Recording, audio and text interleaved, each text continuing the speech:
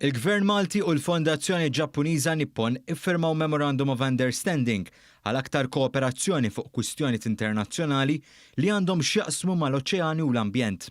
Il-Ministru għall-Affarijiet Barranin u Promozzjoni tal-Kummerċ Carmelo Abela u d-Direttur Eżekuttiv tal-Fondazzjoni Nippon Mitsuyuki Unno iffirmaw il-ftehim fil-preżenza tal-Prim Ministru Joseph Muscat u ċ-Chairman tal-Fondazzjoni Nippon Yohei Sasakawa.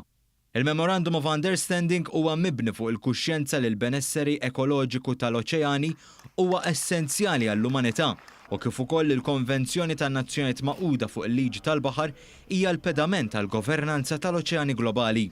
Kemm Malta u kif ukoll il-Fondazzjoni Nippon għandhom l-istess viżjoni għal aktar governanza globali integrata tal-oċeani. Waqt laqgħa li saret mas-Sur Sasakawa, il-Prim Ministru Joseph Muscat qal li l-isforzi tal-politika barranija ta' Malta huma iffukati fuq l-iżvilupp tal-governanza internazzjonali tal-oċeani u għalhekk huwa importanti li tissaħħaħ il-kooperazzjoni.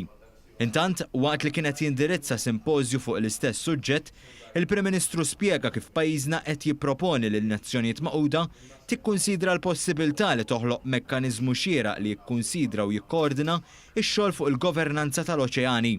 Dan il-mekkaniżmu huwa mistenni li jagħmel rakkomandazzjonijiet li jipprovdu idejat lill-Assembleja Ġenerali għal formulazzjoni ta' strateġija globali sabiex il-problemi kollha tal-ispazju tal-oċean ikunu kkunsidrati.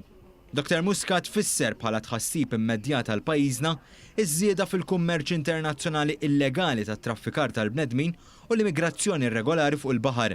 Saħaq li l-komunità internazzjonali jeħtieġ li taġixxi malajr sabiex tistabbilixxi governanza effettiva tal-oċean li tkun tista' tindirizza dan it-teddid serju. Tenna wkoll l-impenn tal-Gvern Malti li jipproteġi l-oċeani u jiżviluppa l-ekonomija blu. Hawnhekk qal li l-Gvern irreġistra 30% tal-baħar li jaqa' taħt il-ġurisdizzjoni ta' pajjiżna bħala żoni marittimi protetti.